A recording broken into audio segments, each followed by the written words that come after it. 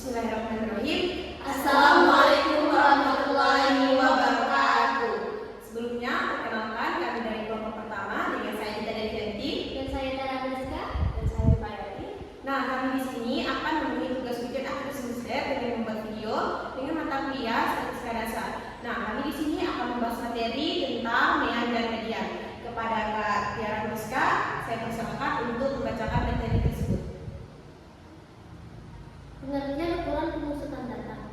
Dalam buku statistika ternerapkan oleh kadin ukuran pemusatan data diartikan sebagai ukuran di mana distribusi data mempunyai gejala atau kecenderungan memusat pada suatu nilai tertentu.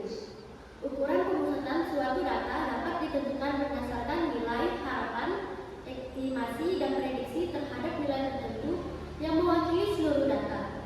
Ukuran ini dapat ditentukan pada data tunggal atau individu atau data berkelompok, sehingga dapat diambil kesimpulan bahwa ukuran pemusatan adalah ukuran yang menunjukkan pusat data baik mean, median maupun modus, serta mendefinisikan ukuran-ukuran data numerik yang menjelaskan ciri-ciri data. Yang kedua, ada jenis-jenis ukuran pemusatan data. Ukuran pemusatan data sendiri terbagi menjadi beberapa jenis. Dalam buku statistika terapan oleh kadin disebutkan jenis-jenis ukuran pemusatan data terbagi menjadi: yang pertama ada data tunggal.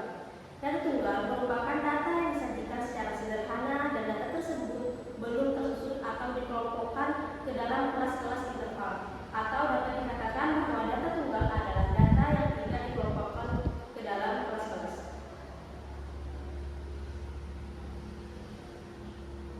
Yang kedua ada data berkelompok atau bergolong.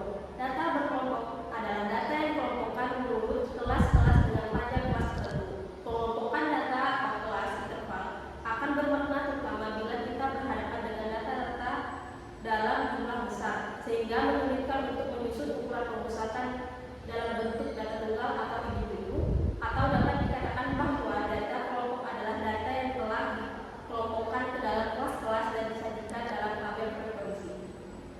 Nah, jadi dengan Kak Tiara Rizka dan Duha sudah menjelaskan materi tentang mean dan median. Jadi next video kami akan menjelaskan perhitungan tentang materi tersebut. Nah, di sini saya akan menjelaskan perhitungan mean. Sebelum saya memulai perhitungan mean, sebaiknya kita terlebih dahulu tahu apa arti mean. Jadi, mean adalah nilai rata dari sekumpulan data yang diperoleh dengan menjumlahkan semua nilai lalu dibagi dengan jumlah data. Jadi, mean rata-rata data tunggal merupakan estimasi terhadap nilai tertentu yang mewakili suatu data. Nah, mean dinotasikan dengan X, dibaca dengan X bar, dan dirumuskan sebagai berikut. Nah, ini rumusnya. Jadi, dari semua data soal tersebut kita tambahkan dengan 2 ditambah dengan 5 tambah 58 tambah 90 tambah 75 tambah 79 tambah 82 sampai seterusnya, lalu dibagi dengan jumlah data seluruhnya. Jadi hasil dari data tersebut ini kita bagi dengan jumlah data. Jadi 922 dibagi dengan 12 hasilnya dapat 75,83. Jadi itulah perhitungan hasilnya. Perhitungan hasilnya ini menjumlahkan semua nilai data yang terkumpul lalu dibagi dengan jumlah data tersebut. Terima kasih. Di sini saya akan menjelaskan perhitungan median. Sebelum saya menjelaskan perhitungan median, kita akan tahu terlebih dahulu apa sih pengertian median. Jadi median atau nilai tengah didefinisikan sebagai ukuran atau data tengah setelah data diurutkan. Nah, jadi dari data tunggal di atas median atau nilai tengahnya dapat kita tentukan dengan cara mengurutkan data dari yang terkecil hingga terbesar. Nah, jadi perhitungannya kita menghitungnya dari mengurutkannya dari yang terkecil sampai ke terbesar. Nah, jadi nilai median data tunggal ini kita hitung dari sini 1, 2, 3, 4, 5 ini sungguh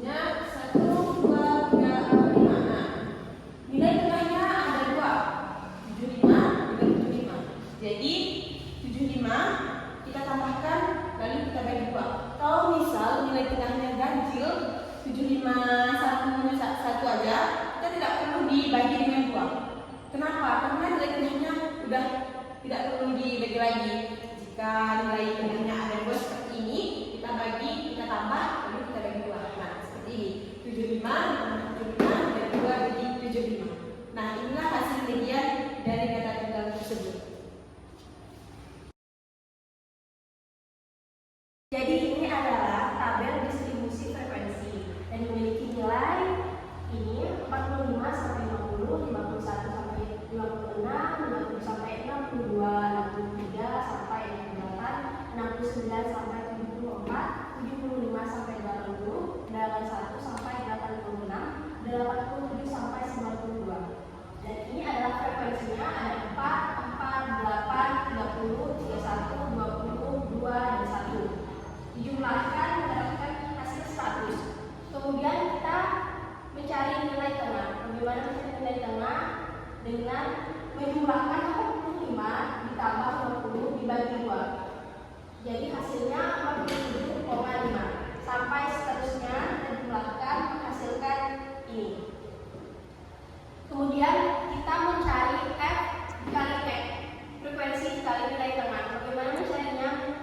Dengan menjumlahkan 4 dikali 47,5 dan menghasilkan nilai 150 sampai seterusnya.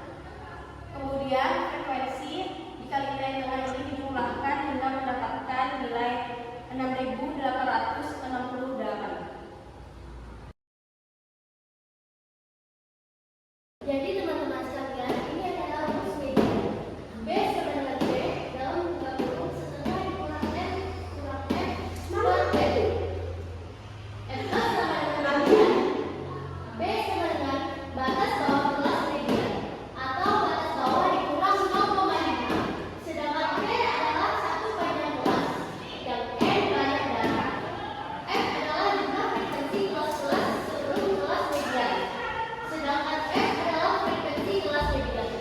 Jadi bisa dilihat di sebelah sini ya teman-teman. 45 sampai 50 kita mencari F hubungannya yaitu 4 ditambah 4 sama dengan 8, 8 ditambah 8 hasilnya 16, 16 ditambah 30 hasilnya 46, 46 ditambah 31 hasilnya 77, 77 ditambah 20 hasilnya 97, 97 ditambah 2 sama dengan 99 dan 99 ditambah 1 sama dengan 100. Dan ini adalah rumusnya. Median 6 4/31 sama dengan 68,5. Hasilnya kita genapkan menjadi 69.